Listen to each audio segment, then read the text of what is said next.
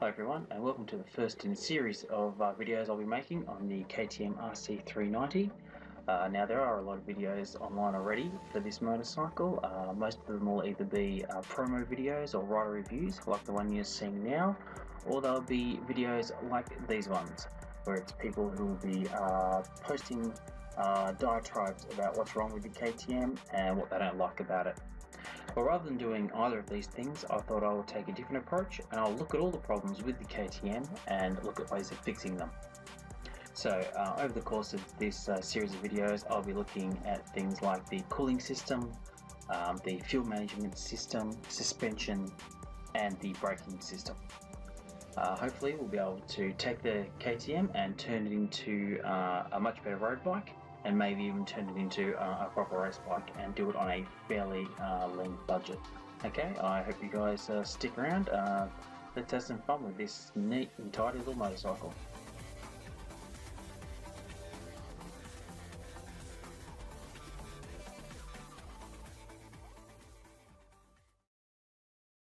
Okay, so the first thing I want to look at is the cooling system.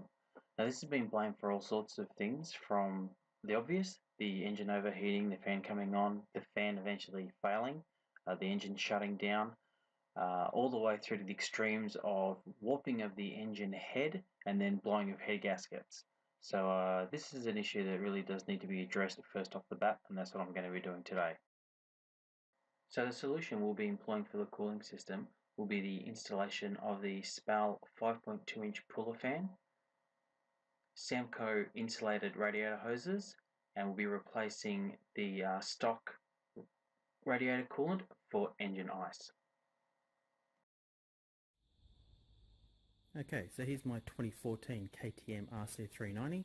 I just purchased it second hand. It only had 1,300 kilometers on the clock, so barely run in. Now, as I mentioned earlier, there are a number of issues with this machine straight out of the factory, and the one that we're going to address today is the cooling system. So they do tend to get pretty hot, and there are a number of solutions that can be found online. But the one we're going to employ is this one here. So what we have here is the 5.2-inch SPAL puller fan, Samco insulated hoses, and good old engine ice. Now, if anyone has been reading the 390 Duke forums or any of the RC390 forums, you probably would have seen that there's a few people in the States, particularly in Texas, who have been employing this solution, and they've found it works nicely. So if you can ride around in 30 or 40 degree heat without your KTM overheating, it's probably a good thing. And that's definitely what we have to deal with here. I'm out in Western Sydney, Greater Western Sydney, and we get the extremes of weather. It gets down into the minuses during the winter, and we have week-long periods of 40 plus degrees Celsius. So a good cooling system is essential. So let's get to it.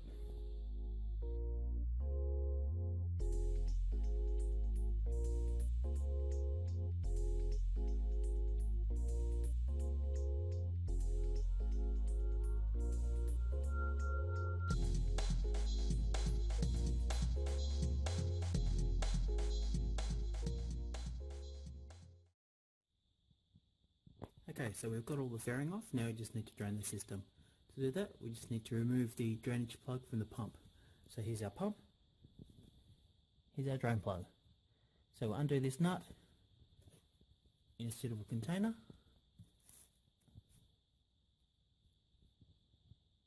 8mm socket. And once that's done, remove the cap, the system will drain. Okay.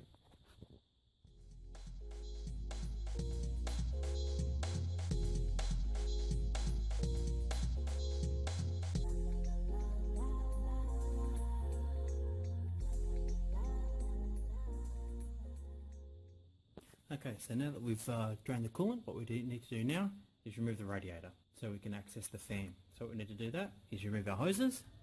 This hose, so this hose here, this hose here,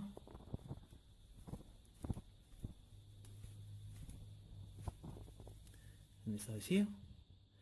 And then we have to remove the front spoiler shroud, which is basically 2 bolts up the top, 2 bolts down the bottom. Okay, so now I've got that upper shroud out of the way, we can see what we're working with.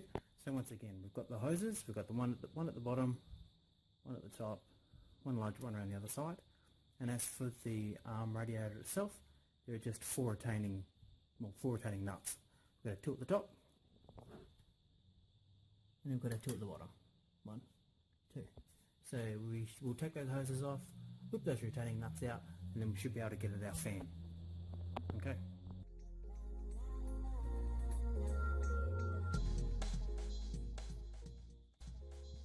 Okay, so we've got our fan off. You can probably see why it doesn't cool too well when you see the huge shroud that covers it, and the only outlet really is at the bottom. It's not the most efficient fan. It's not a very big fan.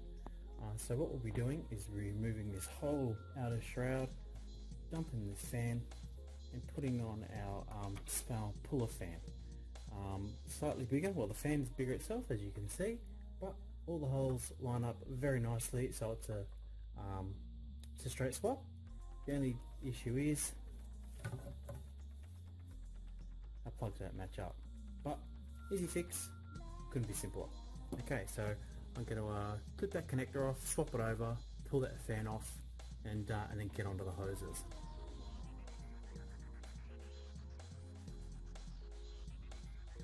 Okay, so there we have it. New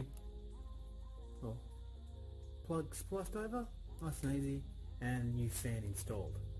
Now, I'm no engineer, but just having a look at that fan compared to this fan with the shroud, I think it's going to move a lot more air. You place them side by side. Slightly bigger radius. No gigantic shroud. I think this pull fan is going to be far superior. Okay, let's get to work on those hoses.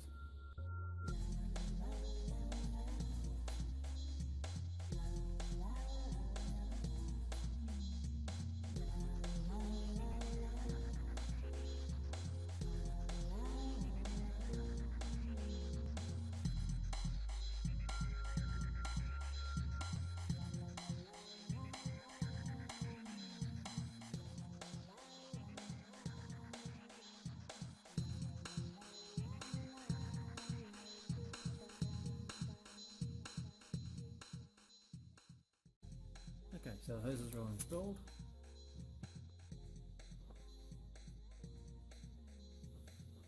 Fans installed, radiators back in. It's all very trick. There's even an extra hose there for the petrol drain. That'll come down to our drain hose, our final drain hose. So it's all good to go. So apparently what we need to do now, according to the manual, is we need to undo the bleed nut by 3 turns, tilt the bike to the side, fill up the radiator, and then close off the bleed plug once the fluid gets up to the bleed, and then we close it off and then top up the overflow, the coolant reservoir. So pretty simple. And once again, we'll use the engine ice, not what's recommended in the book. Okay, so she's all back together again now. So what we'll do is we'll start it up and we'll see how long it takes on idle for the fan to kick in.